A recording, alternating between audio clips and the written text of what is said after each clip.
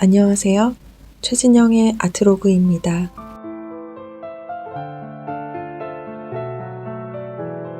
제가 함께 읽어보고자 하는 책이 있는데요. 예술가여 무엇이 두려운가? 라는 제목의 책입니다. 데이비드 베일즈, 테드 올랜드라는 예술가 두 분이 쓴 책이고요. 예술가를 지망하는 사람들이 한 번쯤은 읽어보면 괜찮겠다 싶은 책이에요. 어떤 부분에서 방황을 한다든지 내용이 쉬운 듯 하면서도 쉽지가 않아서 한 번씩 곱씹어 보면서 생각하기 좋은 것 같아요. 서문 읽어볼게요. 이 책은 예술 창조에 관한 것이다. 여기서 예술은 흔히들 말하는 예술로서 반드시 모차르트의 작품 같은 위대한 예술일 필요는 없다. 통계적으로 볼 때 어차피 모차르트 같은 인물은 거의 존재하지 않는다 해도 과언이 아니기 때문에 그렇다. 이렇듯 천재는 한 세기에 한 명 날까 말까 하지만 훌륭한 예술 작품은 항상 새로이 탄생한다. 또한 위험과 더불어 대가가 따르는 인간 활동의 기본이자 자연스러운 행위인 예술 창조를 통해 예술가들이 부딪히는 문제들은 천상의 것도 아니고 영웅적인 것도 아닌 흔하고 익숙한 것들이다. 그러므로 이 책은 천재가 아닌 바로 우리들을 위한 책이다. 우리 저자 모두 실생활에서 예술 작업을 하며 만나게 되는 문제들과 매일 맞서 싸워나가는 예술가들이다. 그 결과 이 책이 고찰한 내용은 순전히 개인적 경험의 소산이며 감상자의 관심보다는 예술가들에게 더 필요하다고 할 수 있다. 이 책은 당신이 작업실이나 교실에 앉아 있을 때, 연주할 때나 컴퓨터 자판을 두드릴 때, 아니면 이젤이나 카메라를 앞에 두고 씨름을 벌이고 있는 동안에 느끼는 점들에 관한 것이다. 또한 운명보다는 자유의지에 중점을 두어 기회가 오기만을 기다리기보다는 적극적으로 자신의 미래를 개척해 나가는 것에 관한 것이며 아울러 자신의 작품을 발견해 나가는 것에 관한 것이기도 하다. 데이빗 베일즈, 테드 올랜드. 자신에 대한 두려움. 적을 만나고 보니 바로 나 자신이었다. 앞에 물살이 급한 너른 강이 가로놓여 있다. 풋내기 뱃사공은 강 한복판에 솟아 물결을 가르고 있는 바위를 피하느라 잔뜩 긴장한 채 노를 젓는다. 강가에서 지켜보니 뱃사공은 왼쪽 오른쪽으로 노를 저어보지만 결국에는 정면으로 바위를 들이받고 만다. 이렇듯 두려움을 가지고 행동하면 두려움은 현실이 되는 법이다. 예술 창조에 관한 두려움은 크게 두 가지로 나뉜다. 하나는 자신에 대한 두려움이며 다른 하나는 타인들이 자신을 어떻게 평가할까에 대한 두려움이다. 일반적으로 자신에 대한 두려움은 최상의 상태에서 작업하는 것을 막고 타인의 평가에 대한 두려움은 자기만의 식으로 작업을 하지 못하도록 한다. 두 가지 모두 다양한 형태로 나타나는데 일부는 너무나도 흔히 볼 수 있는 것들이다. 다음에서 실내들을 살펴보자. 예술을 하는 척하기. 그저 예술을 하는 것처럼 보이고 있을 뿐이라는 두려움은 자신의 예술적 재능에 대한 의심의 결과이다. 예술 작업 과정에서 많은 우연들이 일어난다는 것은 그 자신이 누구보다도 더 잘 알고 있다. 타인들에 의해 초래되는 요인들, 그리고 심지어 어떤 것은 창작자 자신이 의도조차 한 적 없지만 작품에서 감상자가 읽어낸 것은 말할 것도 없다. 이를 통해 예술가가 되는 과정을 거치고 있다고 느낀다. 나 자신과는 달리 진정한 예술가들은 자신이 무엇을 하고 있는지 알고 있으며 자신과 자신의 예술에 대해 만족하고 있다고 생각하기 쉽다. 이렇듯 자신이 진정한 예술가가 되지 못한다는 두려움이 자신의 작업을 같이 절하하는 이유이다.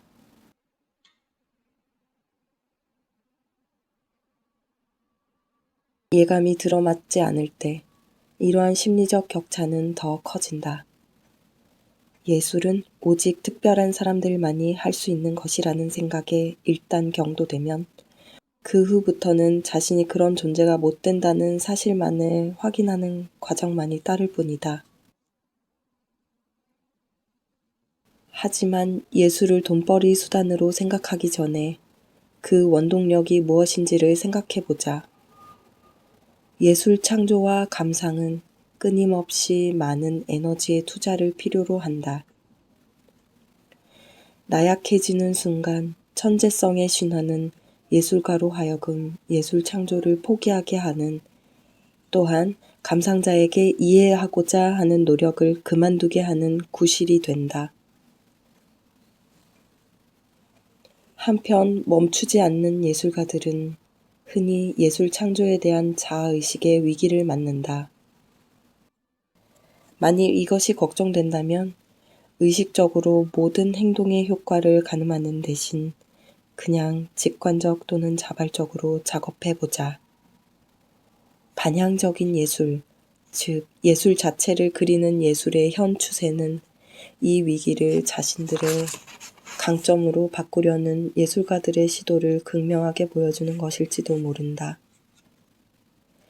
이러한 예술에 관한 예술은 예술가들이 작업을 통해 지속적으로 예술을 재규정한다는 진실하지만 한정되는 전제를 둘러싼 예술 비평을 낳아왔다.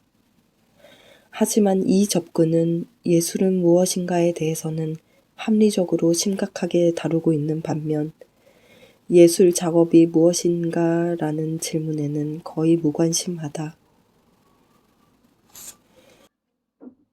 여기에 확실히 불균형이 존재한다. 만일 체스가 무엇인가에 대해 계속적으로 재정의가 이루어지고 있다면 체스를 둘 때 불안하지 않을까? 물론 효과적으로 보이는 몇 가지 간단한 수만을 두면서 게임을 계속해 나갈 수는 있겠지만 체스가 무엇인지에 대한 확신도 없이 진정한 체스 플레이어는 될 수 없으며 그저 흉내만 내고 있다고 느끼게 될지도 모른다. 그 결과 자신은 질 수밖에 없다고 내심 믿는 지경에까지 이르고 더 나아가 게임을 영영 집어치우게 되는 상황에 이르게 되지는 않을까. 체스에 관한 이러한 시나리오가 좀 억지스럽게 들릴지도 모르지만 실망스럽게도 예술에서도 얘기가 다르지 않다. 하지만 예술가인 척 가식을 부릴 수는 있어도 예술을 창조하는 척 할 수는 없다. 소설을 쓰는 척 하면서 한번 써보라. 그게 가능한가? 물론 어떤 작품은 아무도 전시하거나 출판하려 하지 않는 경우도 있지만 그것은 전적으로 다른 문제이다. 수많은 실패작을 만들어가면서 좋지 않은 부분, 자신의 개성이 살아나지 않는 부분들을 제거해 나감으로써 점차 좋은 작품을 창조해내게 된다. 피드백이라고 부르는 이 과정은 자신의 비전을 아는 가장 빠른 길이며 이를 통해 작품의 개성이 실리게 된다.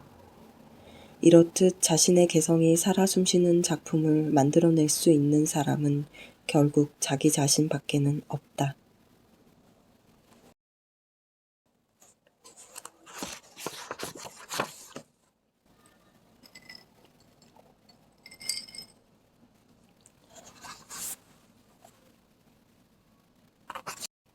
재능이라는 것. 재능은 노력하지 않고 얻은 것이라는 일반적인 관점에서 본다면 조만간 작업이 막히는 때가 오는 것은 불가피한 결과이다. 당신이 두려워하던 바로 그 순간 아닌가?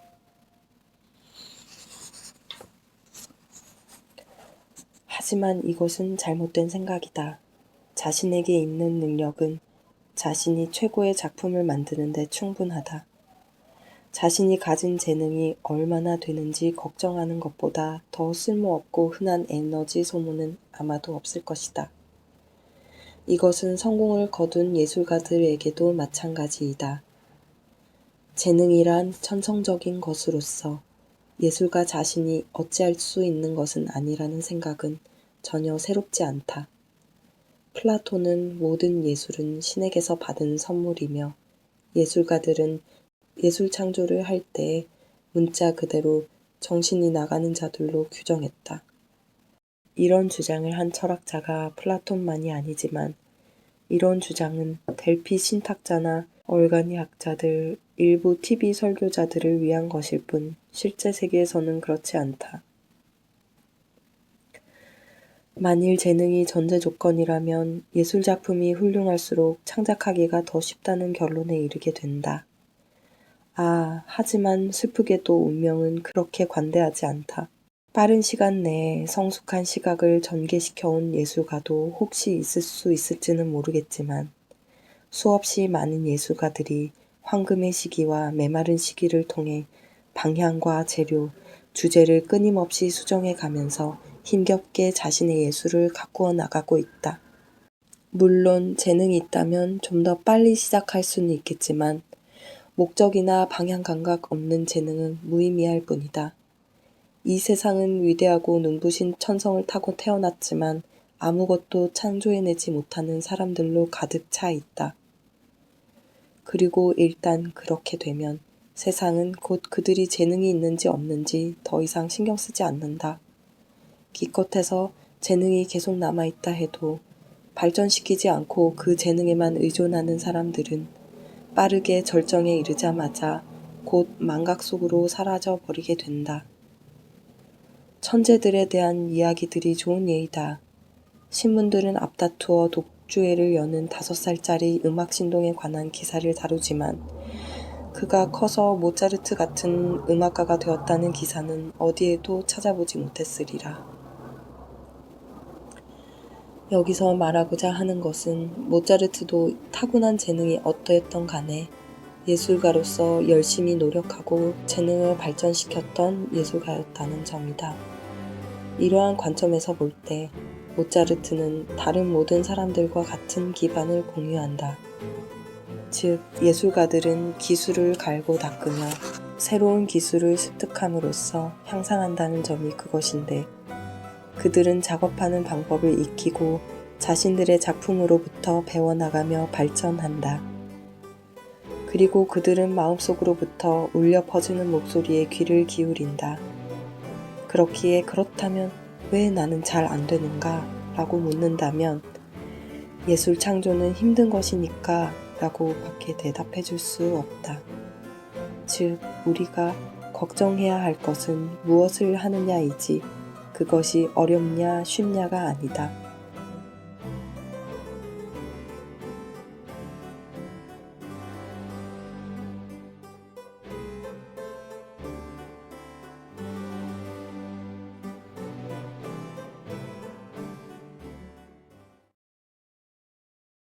재능은 유혹하는 덫일 뿐이다. 마지막으로 재능에 관해 실질적으로 던질 수 있는 문제는 이러하다. 즉, 누가 신경을 쓰는가? 누가 알아줄 것인가? 그리고 재능이 있다고 뭐가 달라지는가? 대답은 간단하다. 그 누구도 신경 쓰지 않고 알아주지도 않으며 그 어떤 차이도 없다.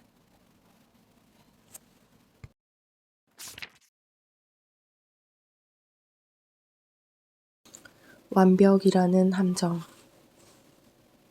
수업 첫날 도예 선생님은 학급을 두 그룹으로 나누어서 작업실의 왼쪽에 모인 조는 작품의 양만을 가지고 평가하고 오른편 조는 질로 평가할 것이라고 말씀하셨다.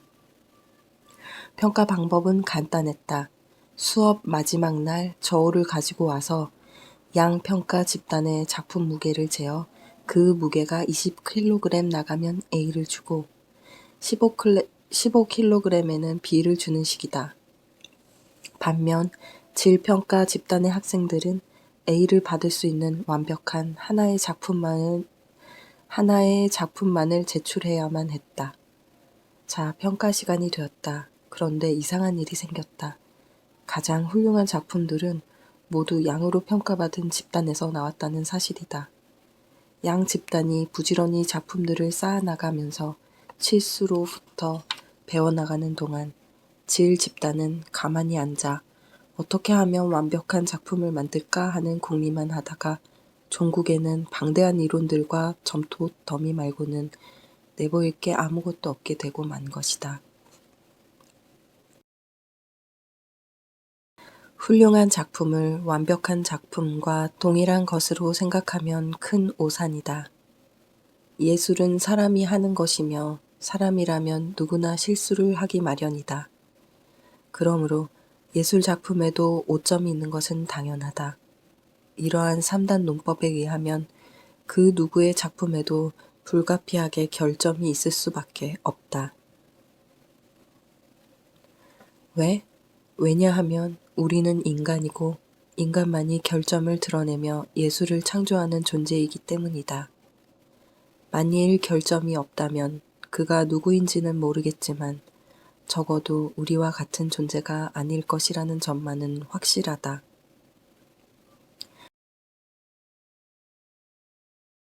그럼에도 불구하고 일부 예술가들, 특히 한때 예술을 하던 사람들은 예술을 한다는 것이 곧 결점 없는 예술을 창조한다는 것을 의미한다고 믿으면서 동시에 그러한 전제가 대다수 기존 예술 작품들의 자격을 박탈해버린다는 사실을 무시하고 있다.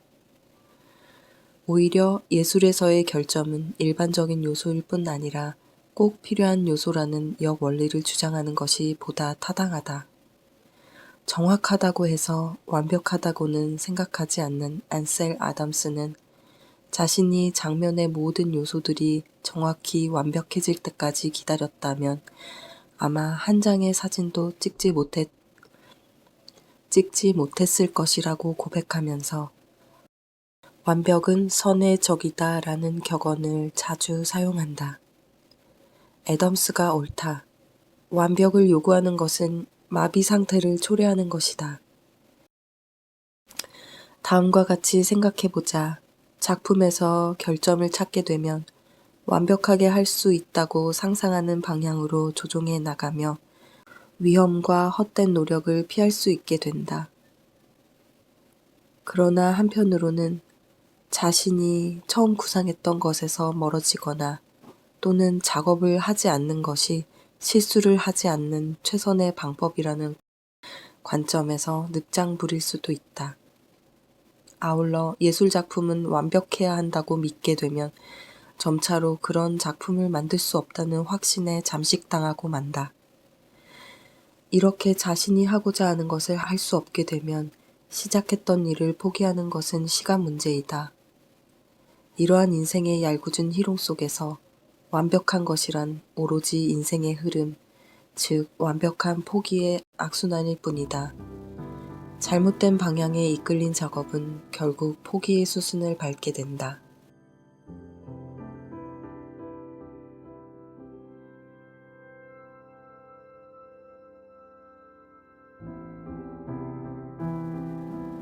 완벽을 요구한다는 것은 곧 일상적이고 일반적인 인간의 특성을 부정하는 행위이다.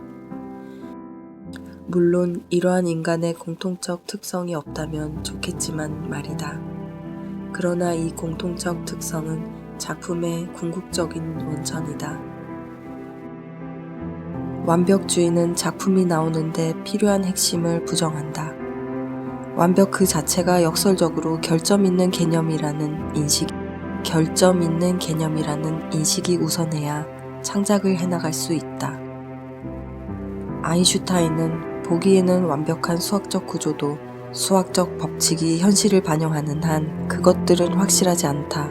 아울러 수학적 구조가 확실하다면 그것들은 현실을 반영하지 않는다 라고 말한 바 있다.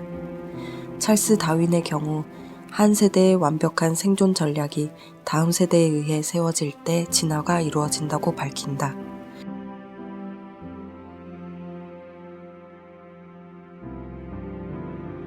이렇듯 다음 예술작품의 씨앗은 바로 불완전한 오늘의 작품 속에 심어져 있는 것이다.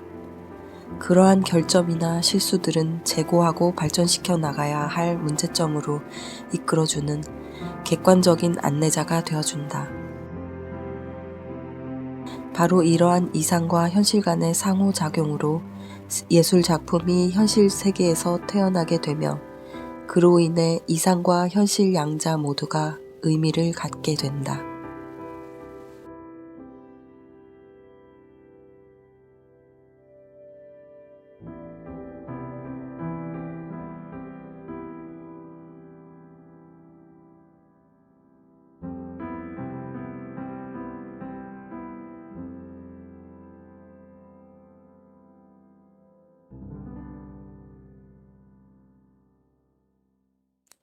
존재의 소멸에 대한 두려움.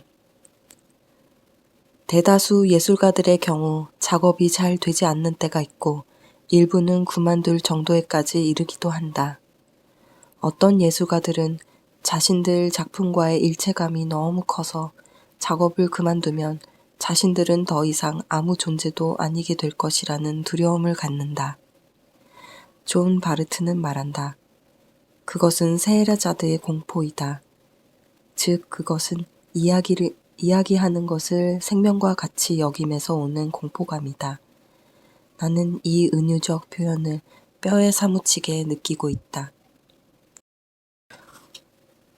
어떤 예술가들은 자신이 부과한 절망에 빠지지 않기 위해 가까운 친구조차도 경쟁자들은 물론이고 놀랄 정도로 엄청난 양의 작품을 쏟아낸다. 마치 신들린 사람처럼 열정적으로 작업한다. 죽음의 신을 묶어둘 수 있다면 누군들 그러지 않겠는가? 더한 예술가들은 대신 극히 실무적으로 직업적인 자세를 취한다. 예술 창조만을 위한 편협한 목표를 가지고 정확하고 가차없는 질서 속에서 쉼없이 창작해 나간다. 역사를 돌이켜보면 앤서니 트롤로프는 규칙적으로 하루에 7페이지씩 한 주에 정확히 49페이지의 원고를 작성했다고 하며 이 틀에 너무나도 집착한 나머지 아침에 소설 하나를 완성했어도 새 종이 위에 다음 책의 제목을 적고 하루량을 다 채울 때까지 쉴 새 없이 써 내려갔다고 한다. 예술 작업을 잠시도 쉬지 못하는 것보다 더 나쁜 운명도 많다. 존재의 소멸을 두려워하는 예술가들은 만들기와 존재하기 간의 관계를 공고히 하는 데에 집착한다. 소멸감은 예술 창조를 그만두게 되면 자신의 일부가 죽어 떨어지게 된다는 일반적이지만 심하게 과장된 실존적인 두려움이다. 또한 그것은 사실이기도 하다. 예술가가 아닌 사람들은 이해하기 힘들겠지만 예술가 자신들은 이를 너무나도 잘 이해하리라. 예술 창조에 대한 욕구가 높으면 높을수록 예술 창조를 그만둘 때의 위험도도 그만큼 높아진다.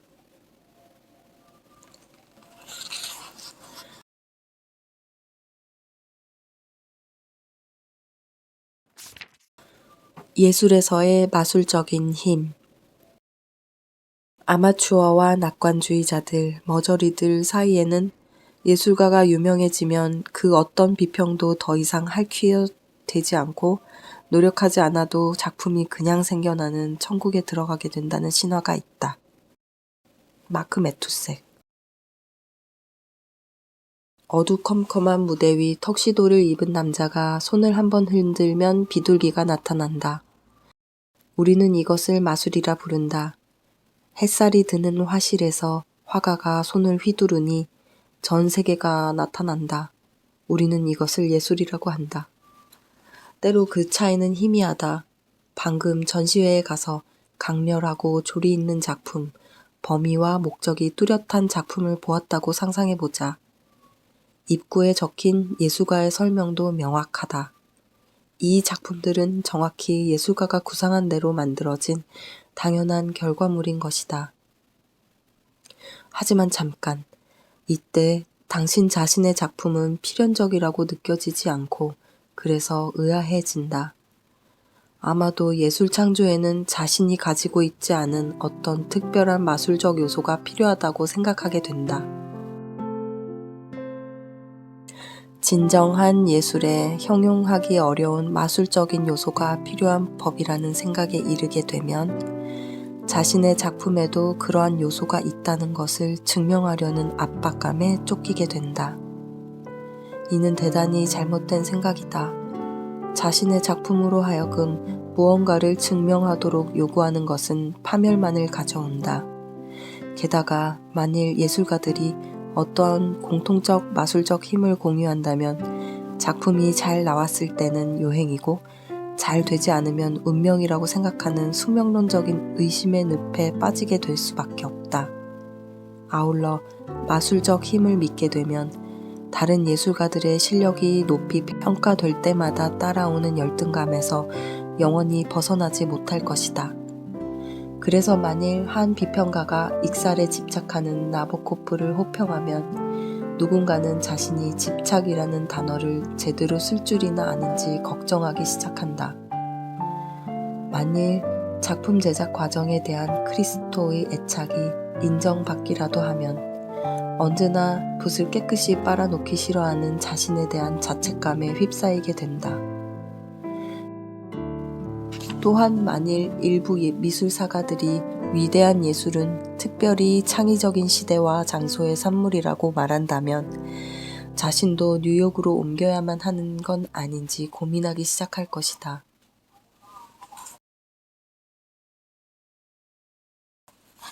물론 예술이 무언가 특별한 것을 요구할지도 모른다. 하지만 바로 그 무언가의 범위는 대단히 넓다. 모든 예술가들에게 일반적이라기보다는 각 예술가에게 특별한 무엇이라고까지 할 수 있을 정도이다. 엄청 달고 맛있는 꿀사과, 부사사과 직접 가져와 엄청 싸게 드립니다.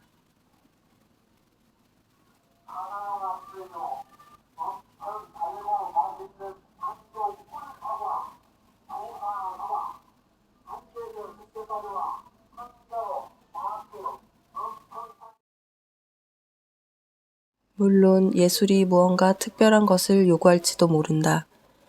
하지만 바로 그 무언가의 범위는 대단히 넓다. 모든 예술가들에게 일반적이라기보다는 각 예술가에게 특별한 무엇이라고 할 수 있을 정도이다. 하지만 여기에서 중요한 점은 자신이 다른 예술가들이 가지고 있는 것을 가지고 있다거나 가지고 있지 않다는 점이 아니라 그런 것은 나와 아무 상관도 없다는 점이다. 그들이 가지고 있는 것은 그들의 작업에 필요한 무엇이다. 설사 그것을 당신이 가지고 있다고 하더라도 당신의 작업에는 전혀 도움이 되지 않는다. 그들의 마술은 그들의 몫으로 나 자신에게 필요한 것은 아니다. 나 자신과는 아무런 관련이 없는 것이다.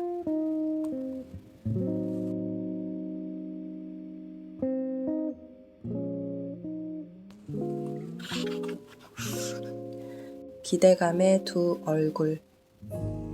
원인과 결과 사이, 자아에 대한 두려움과 타인에 대한 두려움 사이에는 기대감이라는 요인이 배회하고 있다.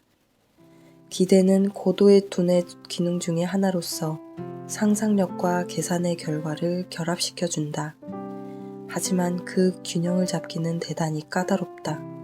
한 방향으로 너무 많이 기울면 머릿속은 쓸모없는 공상으로 가득 차게 되고 반대쪽으로 치우치면 인생은 해야 할 일 목록 작성에만 소모되고 말 것이다.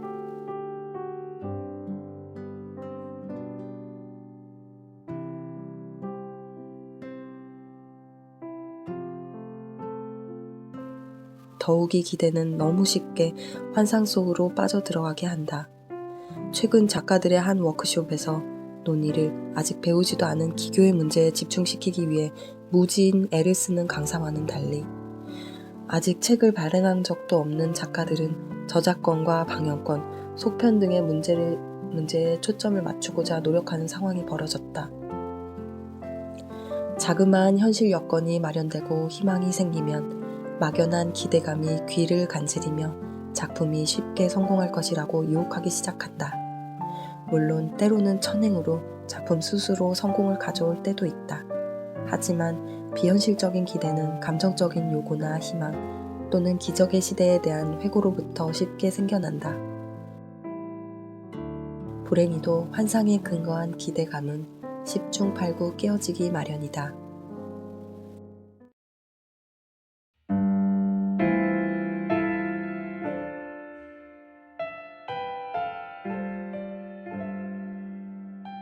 반대로 작업에 근거한 기대감 그 자체는 예술가가 지닌 가장 유능한 무기이다. 다음 작품에 대하여 알아야 할 문제는 그 전 작품에 내포되어 있다. 재료 또한 마지막으로 사용한 재료에 기초하여 찾을 수 있으며 기법에 대한 가르침도 마지막 기법 안에 있다. 아울러 자신이 무엇을 좋아하는지에 대한 최고의 정보 또한 마지막으로 무엇을 좋아하였는가에 기초하여 알 수 있는 것이다. 간단히 말해 자신의 작업 자체가 자신의 안내자이다. 즉, 자신의 작업에 대한 완전하고 포괄적이며 제한 없는 참고서인 셈. 그러한 책은 어디에도 없는 자신만의 것으로 남에게는 절대로 맞지 않는다. 작품 전체에 자신의 지문이 남아있으며 자신만이 어떻게 거기에 지문이 남게 되었는지 알고 있다. 작품을 보면 자신의 작업 방식과 원칙, 장점과 약점, 습관, 포용성을 알 수 있는 것이다. 이렇듯 배우고자 하는 가르침은 자신의 작품 안에 있다. 그것을 보기 위해서는 그 어떤 주관이나 요구, 두려움 또는 바람이나 희망을 배제하고 그저 작품을 직시하기만 하면 된다. 그 어떤 감정적인 기대도 품지 말고 자신이 요구하는 것이 아닌 작품이 요구하는 것이 무엇인지 작품에게 물어보라. 그리고 어떠한 두려움도 없이 가만히 듣기만 하자. 훌륭한 어머니가 아이의 말을 주의 깊게 들어주듯이.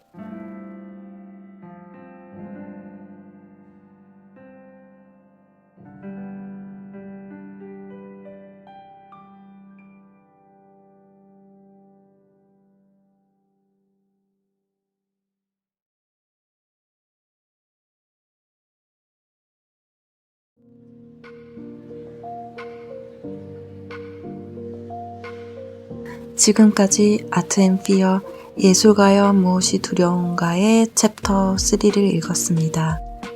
어떠셨나요? 원문이 어떤진 모르지만 저는 문장 톤이 좀 과중하다고 느꼈어요. 산뜻했다면 어땠을까 싶기도 해요. 하지만 읽으면서 저 또는 누군가에게 짤막한 실마리를 줄 수도 있지 않을까 기대하고 있어요. 30여 분 저와 함께 있어 주셔서 감사합니다. 다음번엔 챕터 5 나만의 작품 찾기를 읽겠습니다. 함께 나누고 싶은 이야기가 있다면 댓글로 남겨주세요. 언제나 환영합니다. 그럼 다음에 또 만나요. 안녕.